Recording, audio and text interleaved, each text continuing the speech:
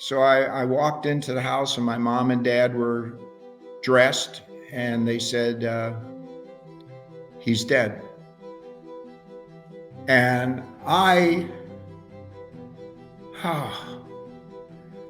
his mom came around the corner and looked me in my eye and said, "Why not you?" And the truth is, nobody knew me. I've got 6 documented traumatic brain injuries. You realize you're approaching 260 pounds.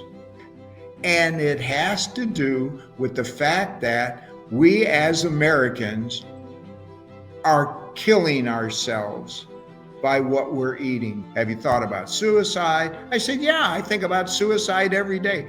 Went into YouTube and I said, hey, I've got this problem. And up pumps a whole bunch of folks. And isn't that what Dr. Barry and you and others have said? Try it for 30. If you like it at 30, go for 60. Oh, you like it at 60, go to 90. Well, today is 90, ladies and gentlemen. I have had 0 dark episodes. I am happier than I've been in years. Hello and welcome, Carrie here from Healing Humanity, the Power of a Proper Human Diet. And today I'm honored to have Arn on the channel. We were hoping to talk a little bit sooner. I'm glad we finally connected. Arn, how are you doing? I'm doing exceedingly well, Carrie. How about yourself? I'm doing wonderful. I'm doing better than I deserve. I'm thankful, grateful, blessed, happy to be here.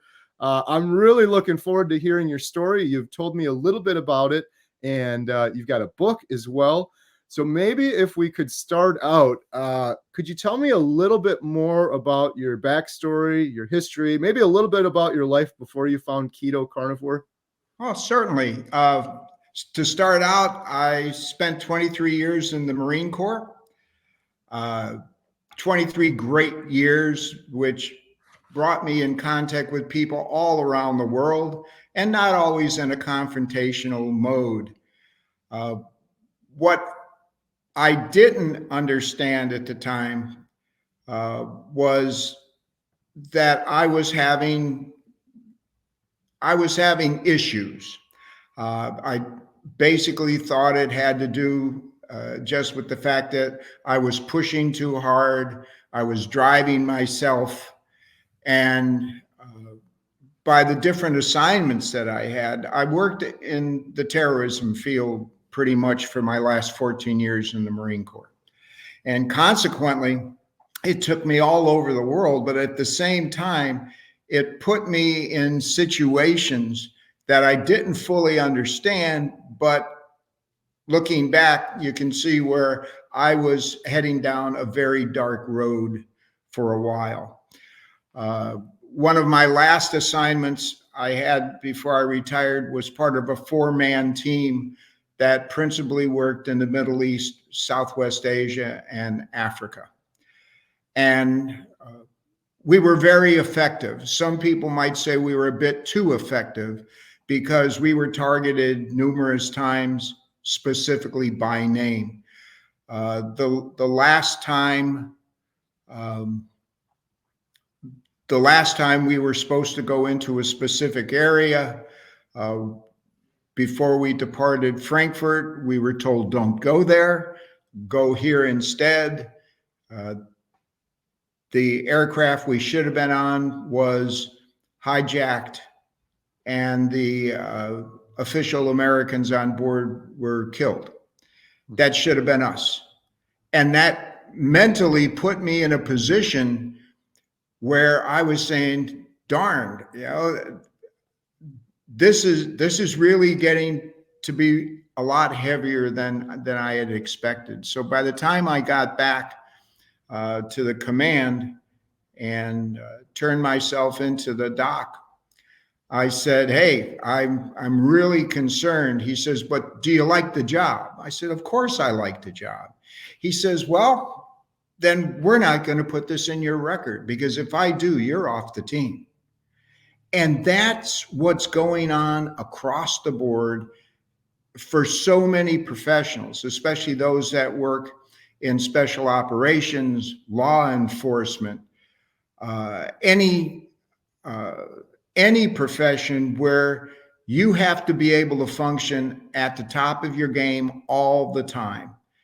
And although the military and the civilian world have got programs in place to assist you when you're starting to realize that you're in trouble, in many cases, it's lip service.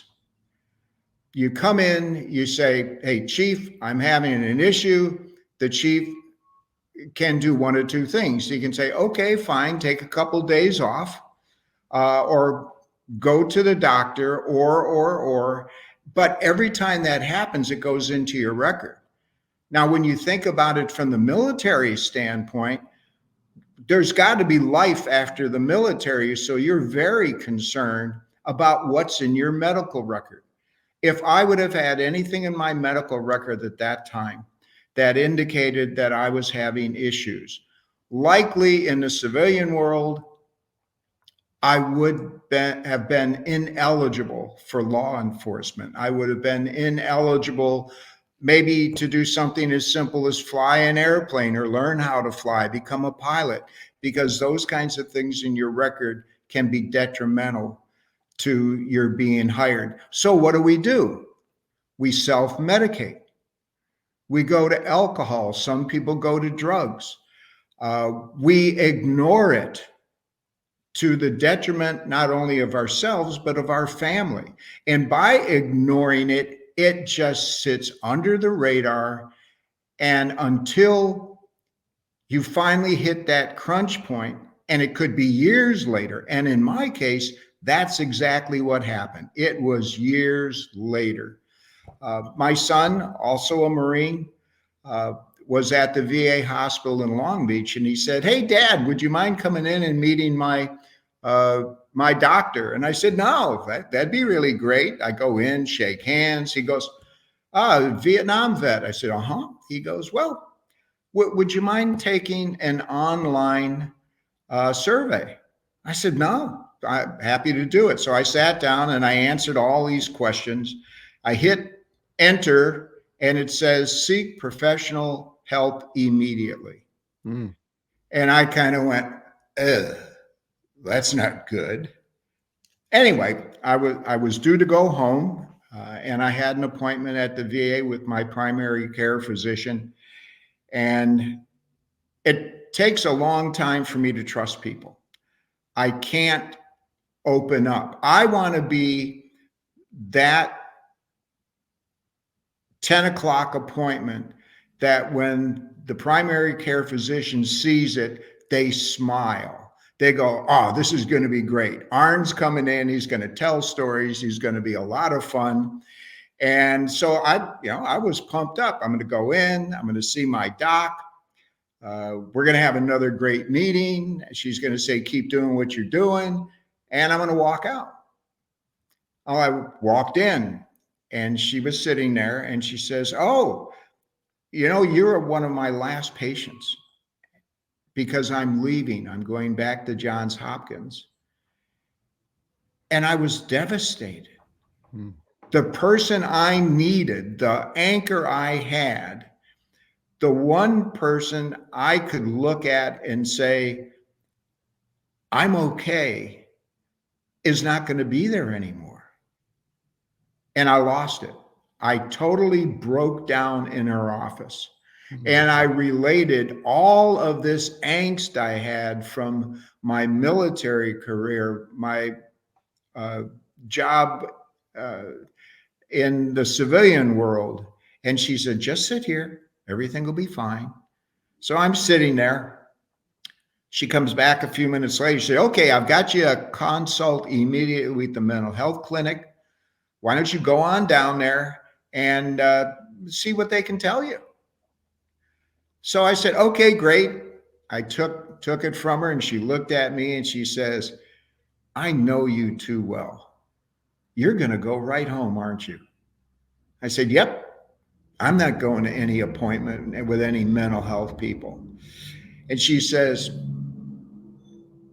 take my hand and we walked down to the mental health clinic. I spent 4 hours in there with the clinician, and I basically bled all over the place. Now, this is 2009, and I'm in the program now, but I'm staying on the periphery. I go through all the things they want you to do. I learned about Tai Chi. I learned about acupuncture. I learned about biofeedbacks. I did it all. I got my diploma for being 100% fixed, and I wasn't. I was faking it the entire time. I wanted them to think I was okay. And about 2018, I was asked if I wanted to be part of a 4-year study that was going to take place at a prestigious medical center up in DC, looking at a possible correlation between Vietnam era servicemen, not about the war, but about the time frame, with PTSD and the possible onset of Alzheimer's. So I said, this is going to be cool. Let's go up there and find out what this is all about. It's a 4-year study. This could be interesting. I like being the guinea pig. And I sat down and they said, do you know why you're here? I said, yes, I do. Well, let us tell you what you're going to be doing for the next 4 years, once a month. You're going to come up here. We're going to do cognitive testing. It's going to be written. It's going to be verbal. We're going to do brain scans. We're going to do MRIs. We're going to do spinal taps. And I went, spinal taps? She goes, oh, yeah. I said, good. I've got a high pain threshold. Bring on the spinal taps. So after about 3 visits, they're looking at my previous medical record, and they did my entire military background and all my medical stuff. And they said, well, we're looking at a few things that have kind of caused us to question a few things. Number one, you're on statins. I go, well, yeah. She goes, why? I said, the doctor said it's prophylactic. I don't have any heart conditions. I don't have any problems like that. Well, then why are you on it? Because the doctor said I should be on it. You indicated earlier on that you're a writer. I said, yeah, I write books. I write reports. I do stuff like that. How's your book coming? I said, it's not. I have got a total block. My action figures look like cardboard cutouts. She goes, I can't tell you officially to do this, but I suggest you get off the statin, because the statin blocks cholesterol. Your system makes cholesterol. Your brain uses cholesterol. You're blocked because possibly, I can't tell you it's exactly what it is, but you're blocked likely because of the statin.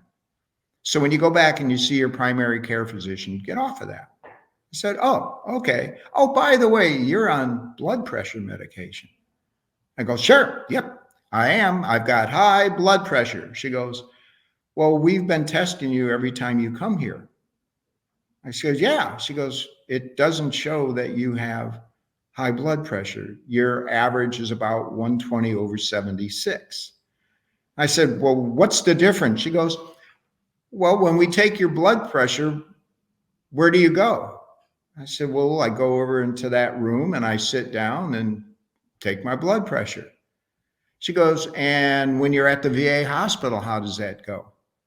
I said, well, I get up, I drive in, I sit down. The nurse says, hey, we're going to take your blood pressure. I say, sure, take your blood pressure. They put the cuff on, and the first question out of their mouth is, have you thought about suicide? I'm going, what? She goes, well, there's a number of things we ask you. Do you smoke? Have you thought about suicide? I said, yeah, I think about suicide every day. She was up and out of that chair and going down the hall. I go, where are you going? She goes, You're complaining about suicide. I said, no, I'm trying to write a book about suicide. So the folks at the medical center up in the DC said, you can get off of that blood pressure medication. To this day, I'm not on any prescribed drugs. Hmm. And I credit that with starting basically the keto the keto lifestyle change. I don't like to call it a diet. It's my lifestyle. It's what I have become. So uh, I'm into my first 6 months at the during the study, and they said, "Why are you on Zoloft?" I said, "Because I'm aggressive." Because I'm very straightforward, because I don't suffer fools gladly, because I get pissed off easy. And they said, well, you realize you're approaching 260 pounds. I go, yeah. You know, it's very likely it's the Zoloft that's doing that. I'm going, what do you mean? Well, SSRIs have a tendency to sometimes cause weight gain.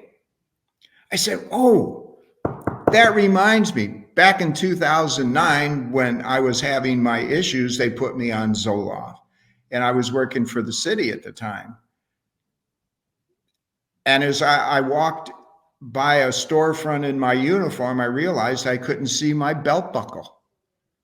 So I went into the doc and I said, Doc, what am I going to do? Well, you need to eat less, run more, and keep taking the Zoloft. Well, I stopped the Zoloft on my own back then, and I dropped 50 pounds. But of course, now, 2018, they've got me back on Zoloft again, and I'm up to 200 and almost 260 pounds. And she said, you probably don't need to be on that either. I said, well, what do you recommend? She goes, I can't tell you this officially, but have you considered a ketogenic lifestyle? I said, what's that? Well, basically, you can eat steak all you want. I'm going, I'm there. I've been eating meat since I was a kid. Sign me up. She goes, when you get back to your primary care physician, talk to them about the Zoloft when you're in with the psychiatrist. I said, awesome. So I had some very bad depressive incidents. And my best Marine buddy, he and I were in Vietnam at the same time. And in fact, we would be getting back to Chicago within 5 days of each other. And we were pumped. I mean, we were going to burn the candle at both ends. We were going to tear Chicago up from one end to the other. And I got home earlier and couldn't wait for him to arrive. And I got back to the house about 3 a.m. and all the lights were on in my house. And that's not good. So I walked into the house and my mom and dad were dressed and they said, he's dead. And I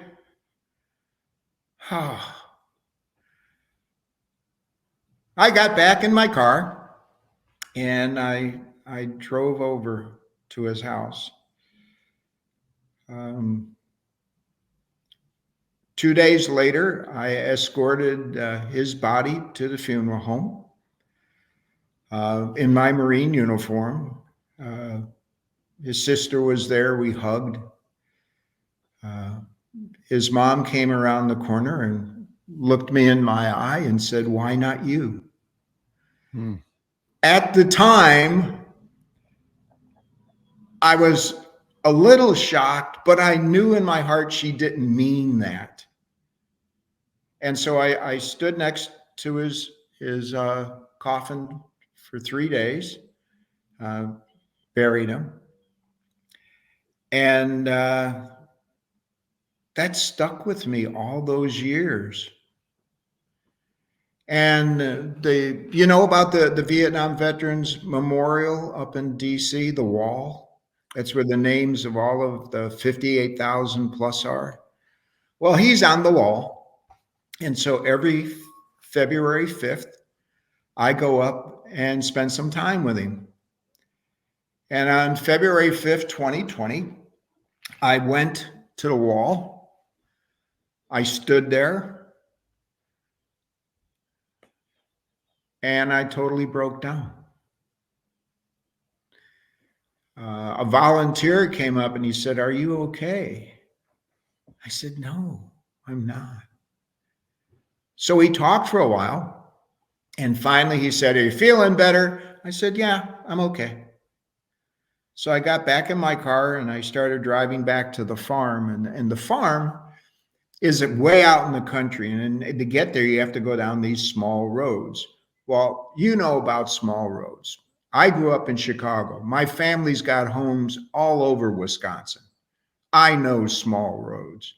Well, on our small roads, you get passed by a lot of cars. And so I actively began planning my suicide.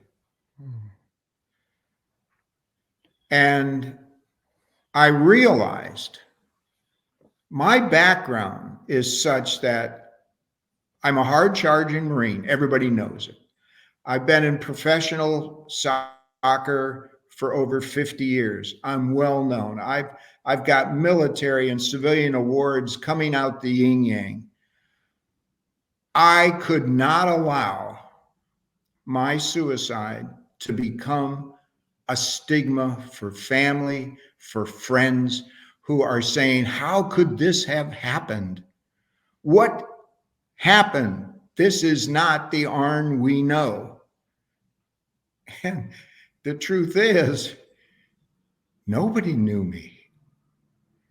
They knew something was wrong, but they didn't know me. So as I drove down the road, I was passed by cars and every so often by a big logging truck. And I said, "Awesome. Death by logging truck. I drive a Mazda. If there's a head-on accident, likely I'm going to be dead. I'll be dead. My image is going to be maintained, and it'll all be just a terrible accident." So I finished my drive. I got back to the farm, and I was driving up the driveway. It's about 100 yards long up to my beautiful old house. My house was built in 1783. It's a beautiful Virginia gentleman's farmhouse. And as I drive up the road, I could see my service dog Raider come bouncing down the steps, coming over to see me. And his tail is wagging out a semaphore message of love. And what I usually do is I stop the car, he open the door, he'll jump in, get up on my lap, start kissing me and all that. But not today. I just sat there. And he sat outside the door and he gave me this look like, "Hey, is something wrong?" And I said, "Yes, something's wrong." At that moment, though, I recognized how selfish suicide would have been. Who else is waiting for me to come home? Who else loves me so much that I am that most important part in their life right then? How selfish it would have been. So the next day, I turned myself into the VA. I started daily clinicals that very day. In fact, I'm still with the same clinician after 4 years. She's fantastic.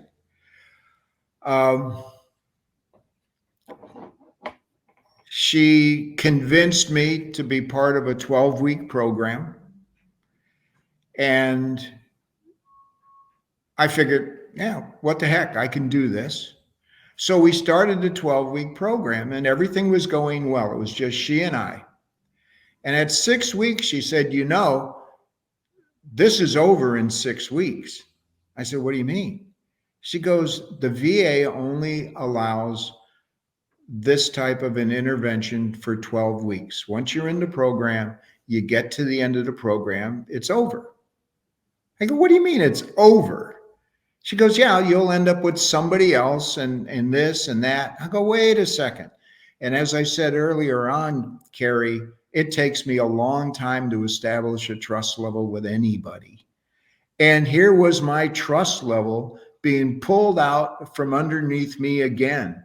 And I lost it right in the middle of our clinical session. I said, you can't do this. My book is called Suicide in the 90-Day Window. And that's because it's like riding a roller coaster once you get into the program. You have all the dips and the dark tunnels and the screaming and the yelling and the excitement and all of that. And you get to the top of that final big hill. That's 6 weeks into that 12-week program. But here's how the roller coaster changes. Instead of heading down the hill, zipping and zapping and going right into a nice, comfortable stop, the roller coaster breaks into two different sets of cars. That one set of car is going to make it all the way to the end of the ride. You get off and everybody's excited and it's fun. But that other set of cars starts twisting and turning, and where you think it's going to stop, it crashes right through the barrier. And you're a statistic. So I said, well, what do we do now? She says, well, I'd like to get you into another program and get evaluated to see what we can do at the VA to help you more. But you're going to have to take some more interviews and tests. One of the things we want you to do is to get a nexus letter.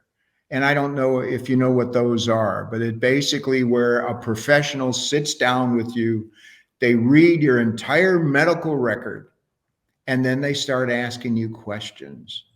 And they come to a determination on how disabled are you. And if I may, let me read what the doctor's nexus letter said. Member has an occupational and social impairment with deficiencies in most areas. Number one, work, family relations, and social relations. Number two, mood due to such symptoms as suicidal ideation. 3, near continuous panic or depression affecting impaired impulse control, such as unprovoked irritability with periods of violence. 4, difficulty in adapting to stressful circumstances, including in a work or a work-like setting. And lastly, inability to establish and maintain effective relationships at work, with family, and with friends. Carrie, I was a basket case. But the outside world didn't know it. I am so highly functional that I can put on an act that maybe you could believe. So the final determination was that I was 100% disabled for combat-related PTSD, multiple situations. I've got 6 documented traumatic brain injuries, and I'm considered permanently and totally unemployable. I taught sailing for 30 years. I certified sailing instructors, and in these 4-day courses, recognizing how broken I was, I would start off the class with, hey kids, this is going to be really a lot of fun. I'm going to demonstrate throughout the course good instructor attitudes and bad instructor attitudes. And I want you to be aware when these happen so you can point them out. What I was really doing, Carrie, is I was protecting myself because I knew that some student is going to say something that's going to trigger me. It might be something as simple as, so you were in the Marines, huh? Well, yeah. I hate Marines. Marines did bad things in Vietnam. You're nothing but a baby killer. Now, do you think that's going to set me off? Yeah. But in the context that I set up, everybody said, that's just Arn being Arn. And wasn't that the problem? Arn being Arn was the problem. So I got off the Zoloft. I got off the statins. But I was still at the VA once a week. And I would sit down in the mental health waiting room or waiting to pick up a prescription, and I would talk to the other veterans that are there. And one day I was sitting in the waiting room and I was wearing a FBI Academy polo shirt. And this lady comes up to me and she says, "Oh, are you at the FBI Academy?" I said, "No, in one of my jobs, I trained FBI special agents, and I'm up at Quantico all the time. So I got this cool polo shirt, and I like to wear it." She goes, "Oh, well, I'm here with my son. He's over there." And I turned around, and here's this young man curled up in the chair, sucking his thumb. And she says, "I don't know what to do." I said, "Well, that makes two of us now." And so over the last few years, what I did is I did an unscientific survey. And here's what I found to be the difference between a veteran in a dark room sucking his thumb and a highly functional veteran. And it breaks down like this. The young man in the dark room likely came from a single parent family, was not well liked in school, did not participate in sports, no Boy Scouts, Girl Scouts, and joined the military to change their life.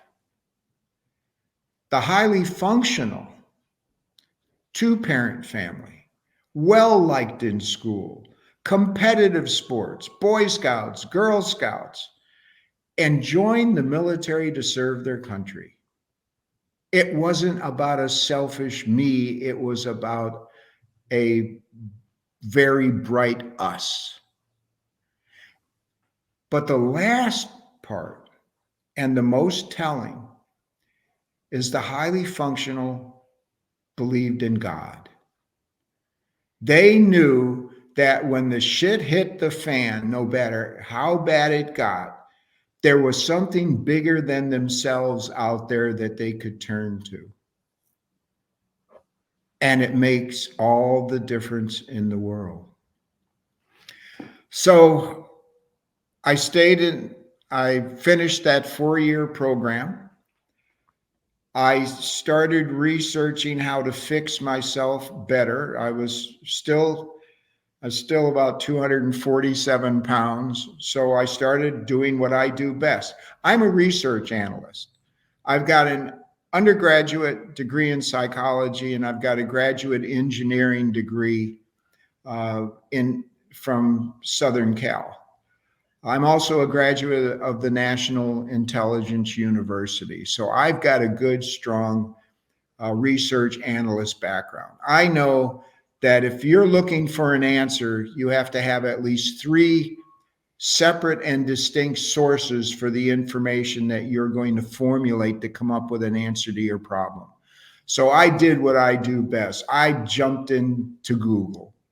And I'm saying, here are all the things that's wrong with me. What am I going to do? And they gave you all kinds of answers. But those were your standard answers. Take drugs, work hard, fewer carbs, have a nice day. In fact, that's what I was initially getting at the VA before I became a little smarter. So I went into YouTube and I said, hey, I've got this problem. And up pumps a whole bunch of folks. I think Dr. Berg probably jumped up first, immediately followed by Dr. Ken Berry. And so I started researching and looking at this stuff. And the more I looked at it, the deeper I got into it. And so I started changing my lifestyle. I was still having very severe dark periods.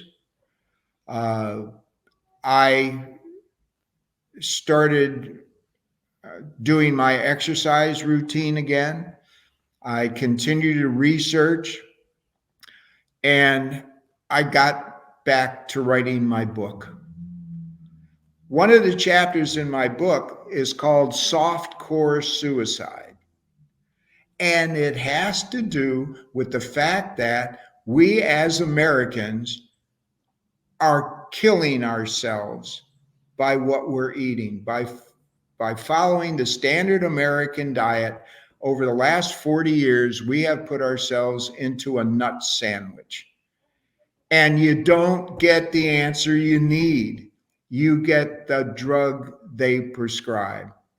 We don't have time anymore for you to come in and explain to your doctor what the situation is. They just type it into the computer, they see what your symptoms are, and they prescribe a drug.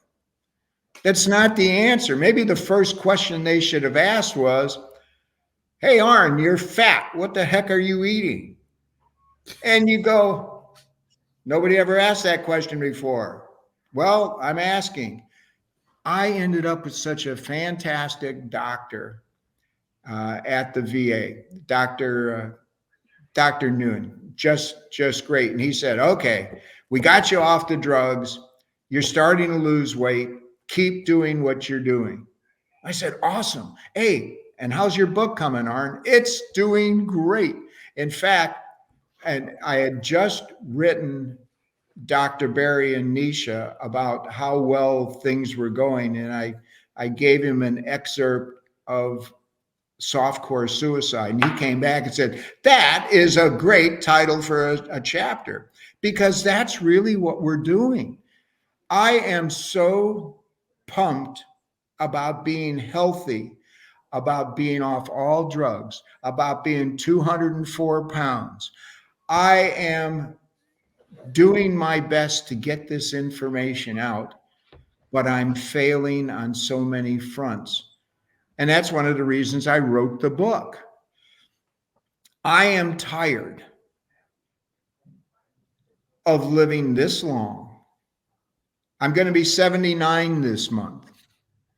Living this long, and I'm losing family and friends in numbers that are depressing. And the last thing I need is being depressed. And so I kept doing more research.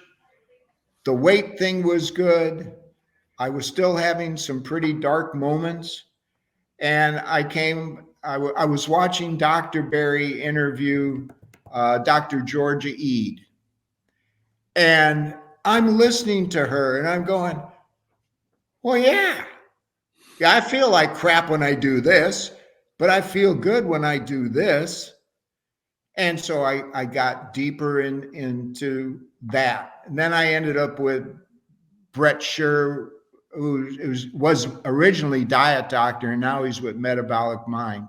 And I'm doing this. I've got over 1,500 YouTube videos on my laptop. And I just get pumped with these. And then comes Dr. Chris Palmer and brain energy. And I'm going, hey, They're talking about me. This is awesome. And Dr. E just came out with change your diet, change your mind. Yeah. And I listened to that over and over again because it's so spot on. That's me. And of course, I was listening to Dr. Barry and you came on. And I remember clearly in your discussion, and this has got to be 3-4 months ago, you said, well, Dr. Barry, I don't want to put you on the spot, but you did the same thing to Chafee when you were talking to him. I don't want to put you on the spot, but, and you know what? Each of them, and there were more than just the two, said, I'm in. And I'm saying, why are they in? Why is this guy I've never heard about got them to where they're on board? So I went back and I started with your first video where you were explaining, actually, it wasn't so much explaining, the photograph of a year ago. I'm going, holy shit, this is pretty awesome. And I was happy where I was, but I wasn't where I needed to be. So on 1 February, I started Lent a little early. And I said, I'm going to go hardcore carnivore. I'm not only going to switch to beef, butter, bacon, and eggs, and I love shrimp. I have a pound of shrimp every Sunday after Mass. But I'm also going to cut out all alcohol. And alcohol has been a problem for me. I used to start with a Bloody Mary at 10. I'd have a beer at 11. I'd have 2 glasses of wine with lunch. I'd have high tea, but my tea was usually something a little stronger than tea at 4. I'd drink a bottle of wine making supper, and then a bottle of wine with supper. And at 10 o'clock, I'd finish it off with a fine single malt whiskey. That was my life and my alcohol addiction. So 1 February, I cut all of that out. And the first week on full carnivore, I started really feeling different. Now remember, I've been having recurring dark episodes for the last 4 years. And I can tell you exactly what causes the biggest, deepest, darkest episode when things are fine. It's chocolate. When I eat chocolate, I go dark very fast. And the next day, I've got to be very aware of what's going on. So 1 February, no chocolate, no alcohol, beef, butter, bacon, and eggs. And I'm rolling. Now, I still talk to my clinician every 6 weeks, but because of my PTSD, I'm in with a clinician every week. I'm monitored very closely. They've given me this machine that I've got to answer questions every day. And if I don't answer them right, I get a call right back. Hey, Arn, you said yes to this question. What's going on? And I explained it to him. So I've got this other relationship with another clinician weekly. And I told her what I'm doing. I said, yeah, beef, butter, bacon, and eggs. And she goes, and no chocolate, right? I said, no chocolate. So here we are. This is almost exactly 3 months now, 90 days. And isn't that what Dr. Barry and you and others have said? Try it for 30. You know, if you like it at 30, go for 60. Oh, you like it at 60, go to 90. Well, today is 90, ladies and gentlemen. I have had 0 dark episodes. I am happier than I've been in years. I am so pumped up that my daughter doesn't want to talk to me. She goes, Dad, relax, grow up a little bit. And I'm going, no, I'm not going to do that. I leave for France tomorrow. I'll be on a pilgrimage to Lourdes, France, that I do annually with my order, and we're going to take folks there looking for a cure for both the physical and mental challenges. I've always enjoyed going. This year, they're going to have to be really careful because I am so pumped. I'm going to be doing everything, going everywhere. I'm sponsoring a young man, and his sister will be there. And there's going to be 8,000 of us in Lourdes, France. And I am going to be the puller, pusher, mover, and shaker, pumped up, stay out of my way, lead, follower. Here I come. So I told you, I like being the guinea pig. I am the guinea pig. I'll try something and I'll journalize it. But yeah, life is so good. And I don't have to tell people, I just have to be around people. Friends that have known me for years, they all knew there was a problem, but they didn't realize how deep the problem was. I had people I worked with that later on have told me they were terrified of me because they didn't know which Arn was going to show up that day. Mm-hmm. Well, here I am. It's that day, Carrie. It's that day. This is the Arn I want to be around for them for as long as the good Lord lets me be here. And it's having an opportunity and watching folks like you and Jen, now that she's getting on board. Come on, Jen, have a big steak. You know? But yeah, I am so blessed. And I am so pumped about what you're doing with healing humanity, because it's going to have an effect. Not that the other influencers aren't having an effect, but you're the everyday guy who's having the effect. You're that guy down the street who you said, hey, what's going on? And they go, oh, hi, Carrie. How's it going? Now it's, Carrie, how are you? What's going on? I was at the VA a couple weeks ago, and I saw a veteran I haven't seen in a while. And I stared because this guy looked totally different. And he goes, hey, Arn, it's me, Tom. I said, yeah, I get it. And he goes, what do you think? I go, Tom, you look great. What's going on? He goes, yep, doctor was upset. He said, you know, being almost 300 pounds is not a good thing. I've lost 60 pounds. I said, how are you doing it? He goes, I'm on Ozempic.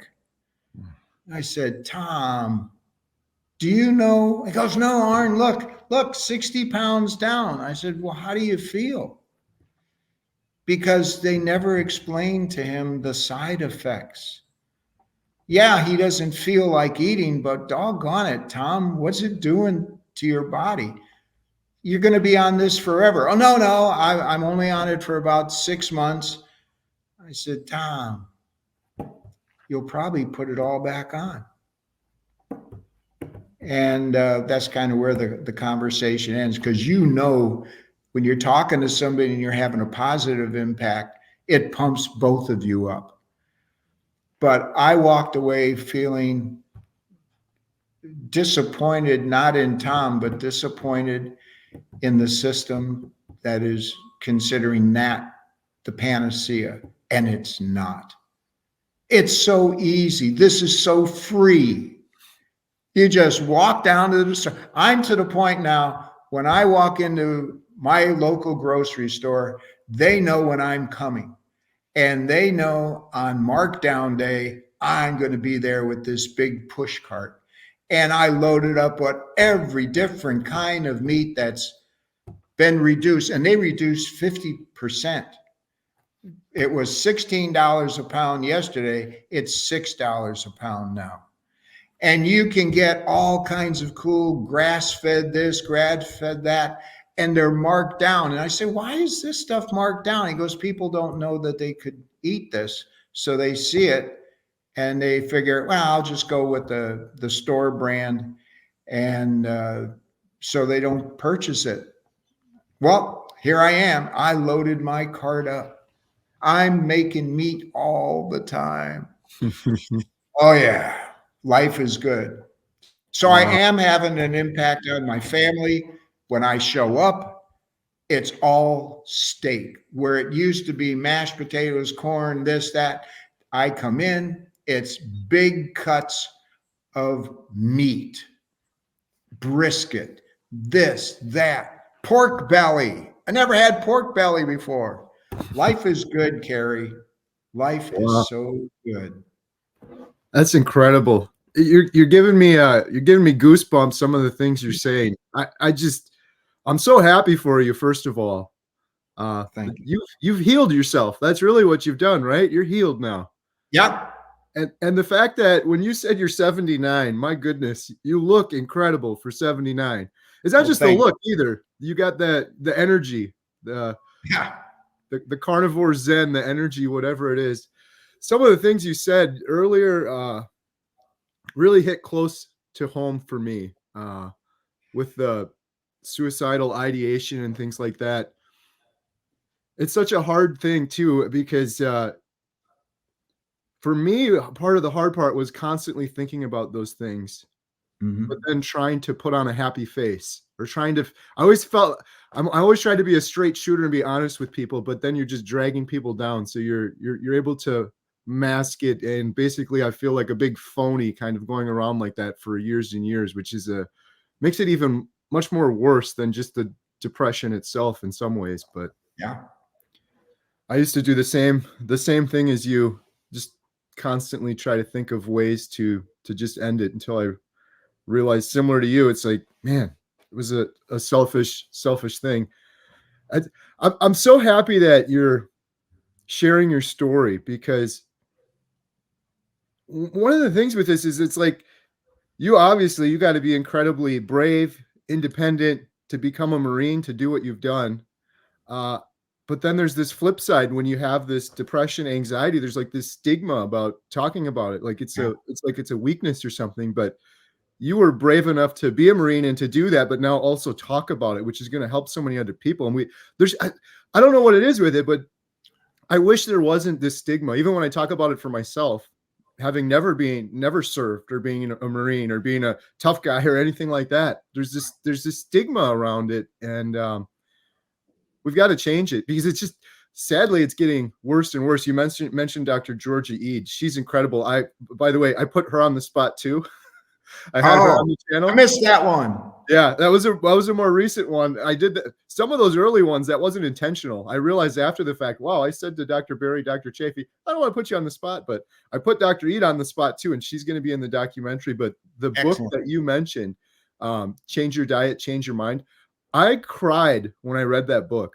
And I Yeah. said to her, if I had this book 20 years ago, it would have changed my life. Like, the answers that I was seeking most of my adult life, through horrible suicidal depression that just got worse and worse, the answers were in that book. That Mhm. book is incredible. And Chris Palmer too, like you mentioned, and Brett Shear, Metabolic Mind. Yeah. Amazing. Like, we got to get the word out to everyone, because what Dr. E told me was, I'm like, well, how's it going with this mental health, depression, anxiety? It's grim. That she looked in the camera and she said, it's grim and it's getting worse. Like, 40% of college students have mental health issues. She estimates over 1 billion people right now have mental health issues in the world. And as you know, Arn, and I know, that's 1 billion reported people. How many aren't Sure. reporting it? I didn't report it for a very long time. You didn't report it for a long time or even know about it for a long time. We're talking billions of people right now. PTSD, Yeah. depression, anxiety, schizophrenia, bipolar disorder.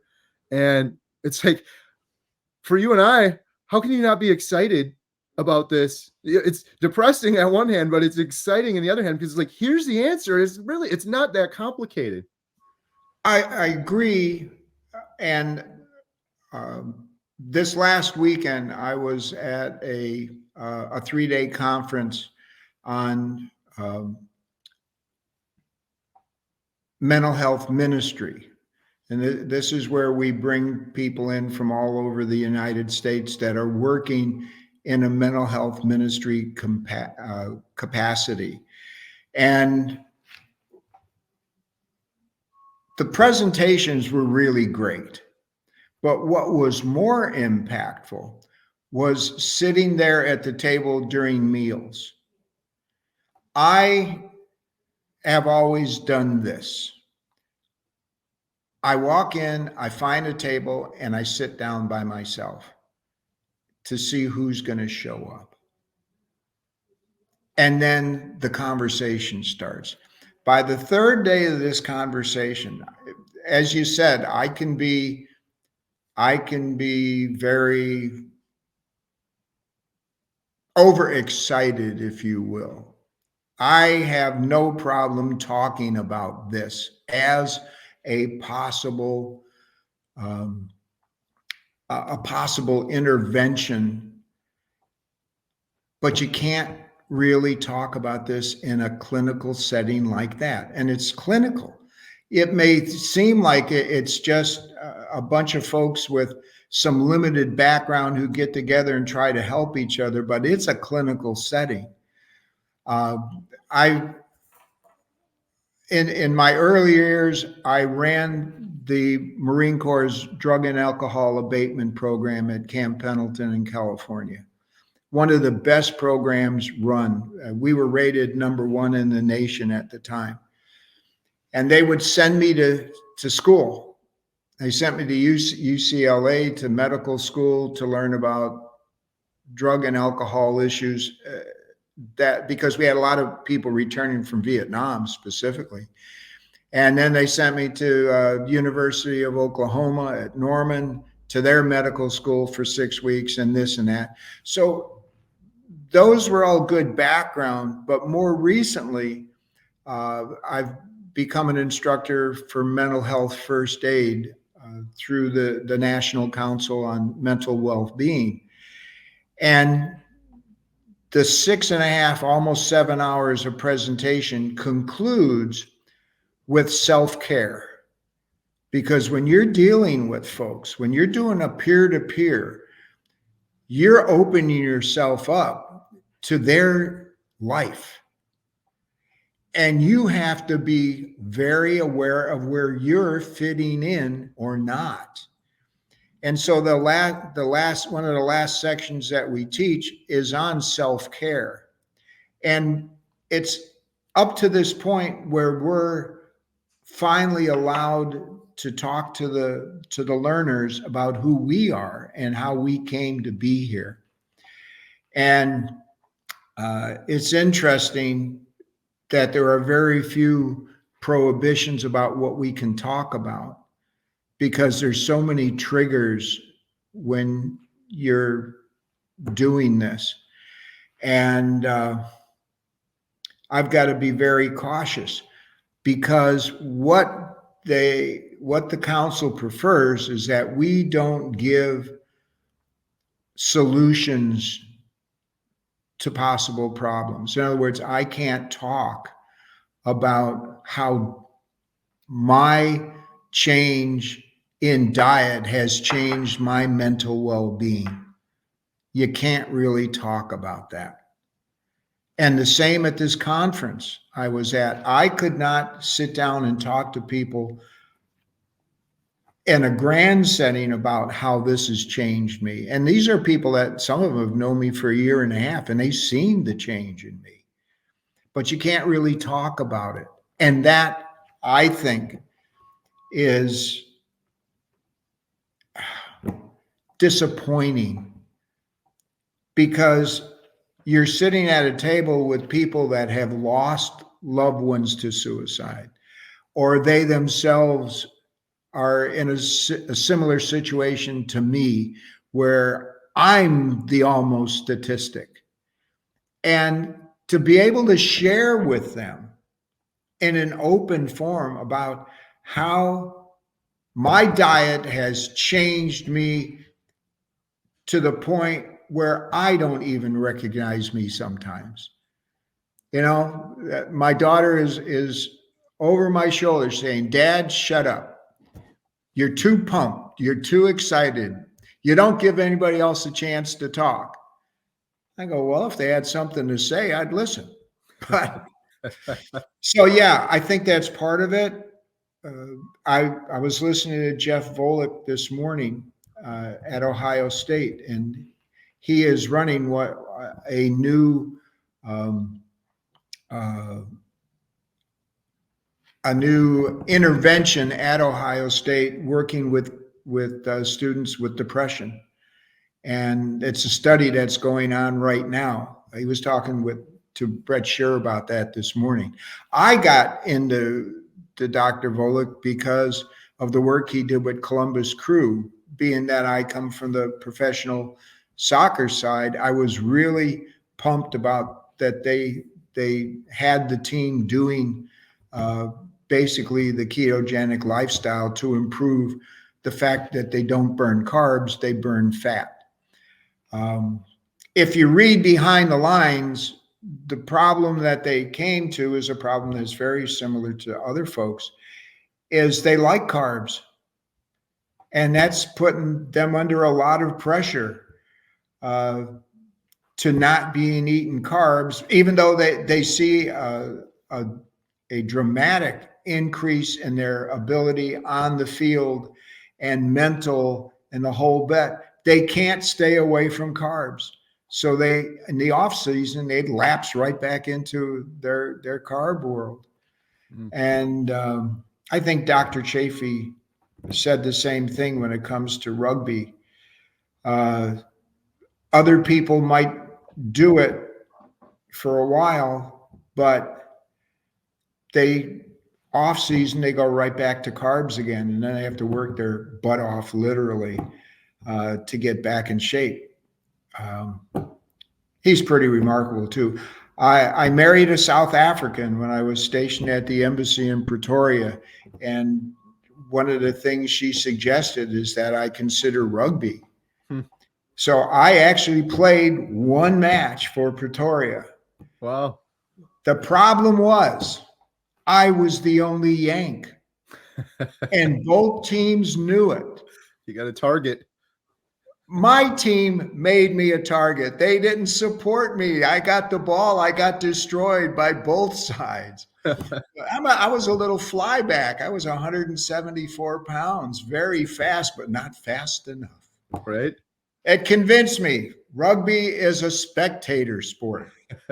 It's interesting with rugby and carnivores, though. There's a track record. Dr. Baker as well used to be a rugby player. Chafee, Baker. It's kind of a common theme. Well, they're looking for traumatic brain injuries. Right. You know, if you get enough hits, you don't know how much it hurts. Exactly. So, yeah.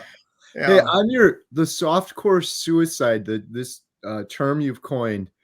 Yeah. I agree. I really share Dr. Barry's sentiment on that. It's a perfect term for things, because as everything we just talked about, like with this documentary, there's so many health issues in the world. The biggest reason I did this was for mental health. But then I started seeing, oh my goodness, like type 2 diabetes is reversible. It's just the foods we're eating. Fertility issues, just the foods we're eating in most cases. And I started learning about cancer, and a lot of cancers are caused from chronic inflammation. Well, I was chronically inflamed from all those foods I was eating.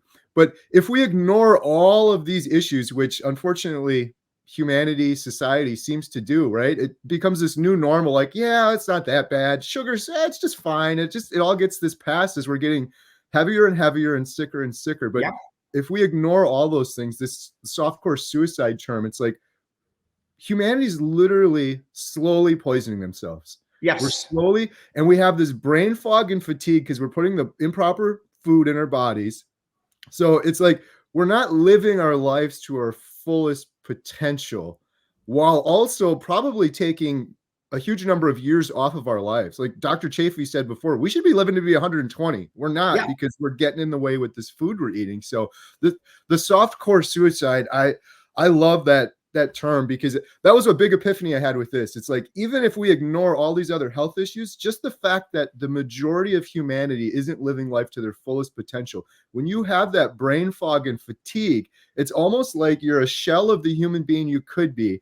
And you get home, you have goals and dreams, but you're like, I'm just going to plop down on the couch. I'm going to go along to get along. And I'm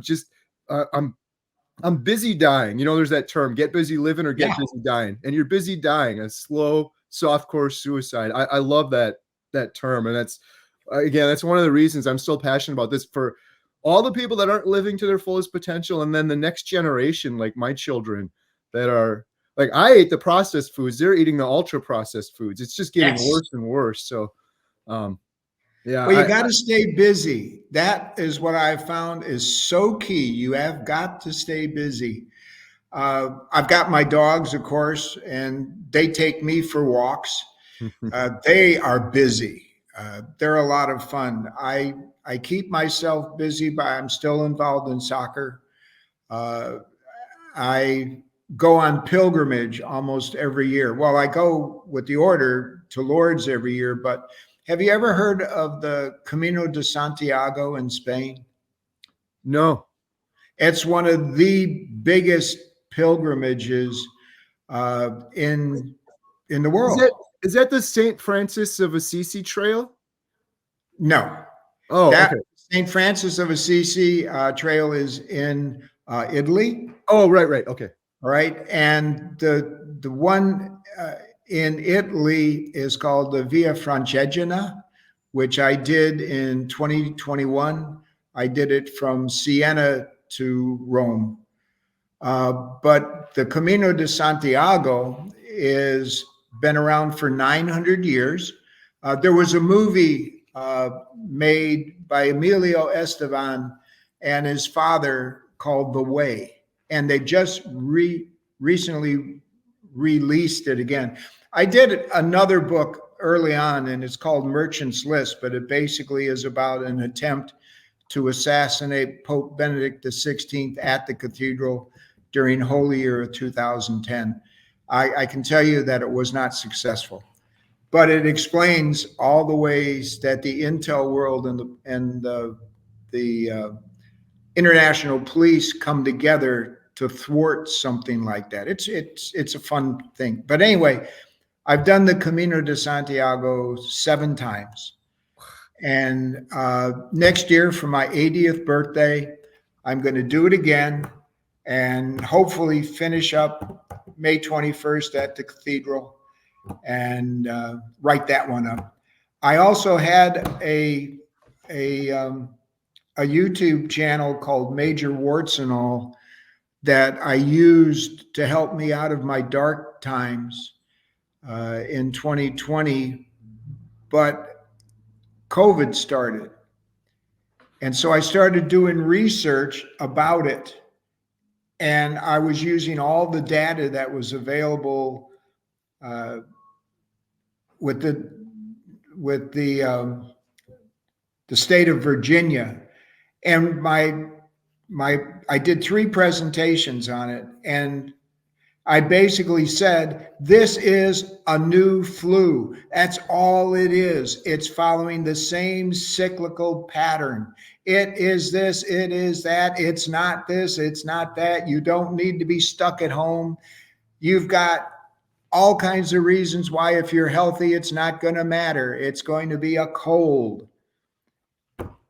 I was told, Arn, you can't talk about that. Now, you figured out a little bit about my personality. Don't tell me don't. Right. And so I basically flipped them off, and I haven't put anything back on there. But I think I'm at that point now where I think I'm going to start recording again. And and bring Major warts and all back. Yes. Uh, he's he's my alter ego. He's the one that can tell me to go to hell, and I go, well, thank you. Yeah. Hey, But I'm thinking about that. Haven't made a decision yet, but that would be I think great. I'm going to resurrect him. Just to step back a minute. So this is kind of interesting and crazy. So the St. Francis of Assisi Trail, did you say you did part of that already? All right, there all those trails kind of cross each other. Okay. All right. The majority of the trails that you've got, especially in Italy, follow the old traditional uh, ways that you've got. So the Roman roads are all there. And so if you do it's like when I through hiked the Appalachian Trail in 96. That's 2,164 miles from Georgia to Maine. When you do that, you cross so many other trails because there's only so many ways to get from here to there. And Right. so they always cross.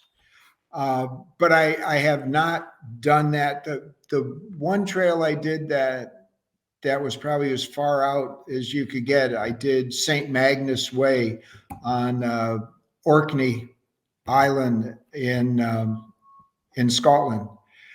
Um, I hike in shorts. Big mistake. This is not a trail. This is a just keep walking and hope you don't fall into the ocean trail. Ah, And I didn't realize that the stinging nettle was all along that. And so I started getting cut up by the stinging nettle where I was bleeding from my knees to my ankles. By the time I finished that day, my legs had blown up to twice their normal size. mm, And I spent 2 days in bed because I was having a hard time. So you got to be careful of those kind of things. right. Well, the It's reason I not was always good. right. Well, the reason I was asking is because it's so interesting that you mentioned this. I just returned from South Carolina. We filmed a woman. Her name is Mimi, and she's Yeah, about I heard part of that. yeah, she's about to turn 70, and she was diagnosed with Parkinson's, rheumatoid arthritis, a full-blown stroke, and then she had a blood infection that put her in the hospital for weeks. And she was just minutes away from dying. Yeah. She's, of course, similar to you. She found keto, then carnivore diet, and you know the rest of the story. She's absolutely thriving right now. About to Yeah. turn 70, but her big goal next year is she's going on this pilgrimage, St. Francis of Assisi. She's going to go 500 miles. She couldn't walk 10 steps before. She was bedridden with a walker. She's going to go 500 miles. She's training for it right now. When we were filming her, I could barely keep up with her. So it's just interesting to me that you mentioned something kind of similar to that. Yeah, if you do the Camino de Santiago the way that the books it says start in the French town of Saint Jean Pied de Port, which is at the foot of the Pyrenees, and then you walk for 790 kilometers to the cathedral at Santiago Iglesia, and that that's an eye opener for a lot of people, and many people do that every year. So, yeah, uh, it's exciting. You got to stay busy, Carrie. You got to stay busy, and Yeah. you're busy. You're Right. always busy. Well, it's like when you start eating, putting the proper fuel in the tank too, you just have more energy. I'm doing things I never would have done otherwise. Almost it's like I have excess energy. But I just want to say I absolutely love your story, Arn. Open invite. I'd love to have you on again and maybe explore it some more. If we could you just say, like, what advice would you have for maybe other veterans out there that have PTSD or depression, anxiety? What would you tell them? Like, this is what I would do next if I were you.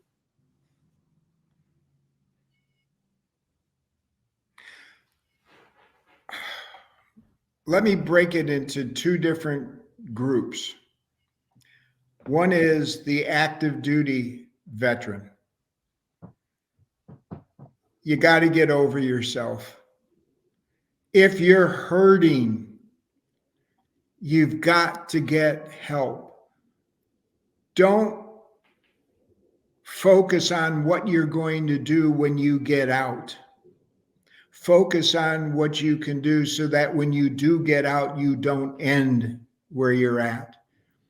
The VA, in their eminent wisdom, has just started implementing a new program that is going to be using psychedelics. I grew up in the 60s. Psychedelics is not the way to go. But that's being considered both magic mushrooms and MDMA, which is ecstasy, as a therapy. They say they're going to control it, but I don't see how they can control it. And so the active duty veteran right now needs to seek help now. I know I'm pissing up a rope when I say this, but don't worry about what happens after you get out. You got to take care of the problem while you're still in. Now, that said, there is great literature out there about how veterans respond in a combat situation, and they develop PTSD. You talk to the clinicians that are working with them, and those clinicians can bring back that veteran from the brink. They can do it on such a scale that suicidal ideation is no longer the focus for that veteran.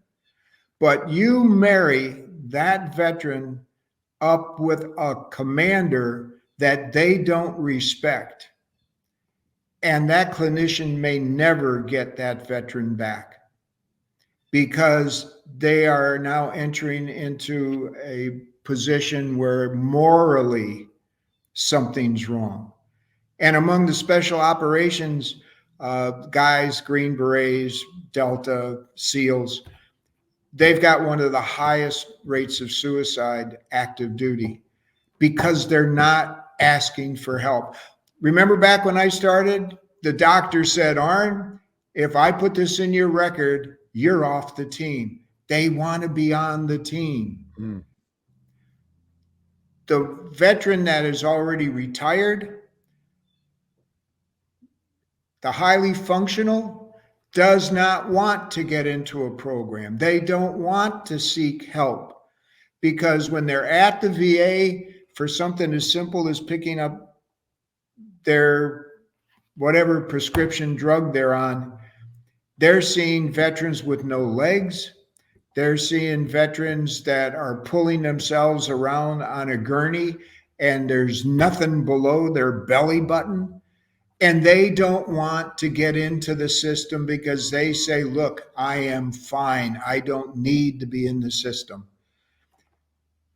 Veterans, the system is there for you. You earned it. Get into the system. Actually, that's chapter 3 of my book. It walks a veteran through the whole process of you recognize finally you've got a problem. You know you need help. Now let's let the country pay you back, literally. Make that eagle shit every month because you earned that. And you got to do it. Right. Family, friends. That is incredible. Thank you so much. I wish we could. Normally I go like an hour, already an hour 20. I wish we could go longer. Seriously, love your story. People are going to want to hear more. So everyone watching this, I'm going to have links in the description so you can find Arn's book. So you can find, do you have anything else you want to shout out or link to? Maybe. Well, I've just started a .com called Move to the Light. It's on my cup. See? Move to the Light. Awesome. MoveToTheLight.com. I've just started it. I'm playing with how I can make it work. I need a good 14-year-old to walk me through how to make these kind of things happen. Right. But yeah, so move to the lights there. The book, of course. And then if I can get Major Warts and all off his ass, maybe I could start talking to people. Right.